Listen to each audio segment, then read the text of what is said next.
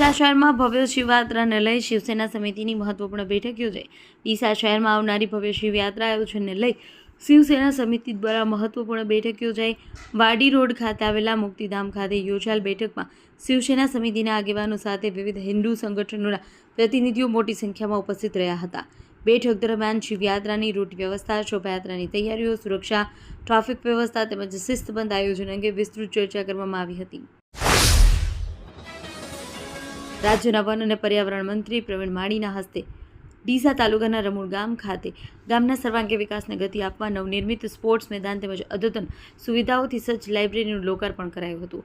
આ પ્રસંગે મંત્રીનું પુસ્તકોથી રજત તુલા કરી વિશેષ સન્માન કરવામાં આવ્યું। ગામના નાગરિકો, યુવાનો, વિદ્યાર્થીઓમાં નવા વિકાસ કાર્યોને લઈ ઉત્સાહનો માહોલ જોવા મળ્યો।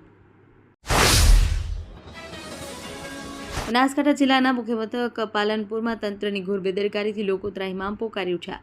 પાલનપુરમાં સૌથી વધુ ગામડાઓને શહેરની જોડતો ધણિયાની ચોકડીથી સિટી તરફનો મુખ્ય માર્ગ છેલ્લા 3 માસથી ભૂગર્ભ ગટરની કામગીરીને લઈ ખોદી દેવાયો છે, પરંતુ કામગીરી ગોગળ ગતિએ થતાં સ્થાનિકો સહિત વાહન ચાલકો ભારે મુશ્કેલી વેઠવા મજબૂર થયા છે।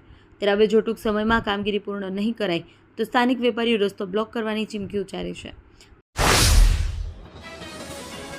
બનાસકાંઠા જિલ્લામાં એક ખોરાક અને ઔષધ નિયમન તંત્ર દ્વારા ખાદ્ય પદાર્થોમાં થતી ભેળસેળ રોકવા માટે કડક તપાસ અભિયાન હાથ ધરવામાં આવ્યું।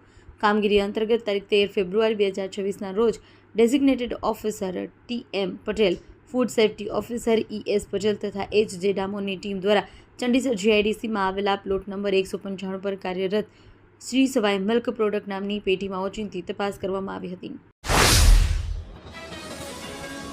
ભારતીય સંસ્કૃતિમાં તહેવારોનું ઘણું મહત્વ જોવા મળે છે। મહાવત 13ને તારીખ 15/2/2026 રવિવારના દિવસે મહાશિવરાત્રિનું પર્વ હોય। આ દિવસે ભાવિકો શંકર ભગવાનના મંદિરે જઈ પૂજા અર્ચના, દૂધ, બીલીપત્ર ચડાવી અભિષેક કરી ઉપવાસ કરતા હોય। ઉપવાસમાં શક્કરિયાનો વપરાશ વધુ થતો હોય, જેને લઈને ડીસાના બજારમાં શક્કરિયાની લારી નજરે પડતી હોય। લોકો ખરીદી કરી શિવરાત્રિના દિવસે લોકો આનંદભેર સેવન કરતા હોય, શક્કરિયા લારી નજરે પડે છે।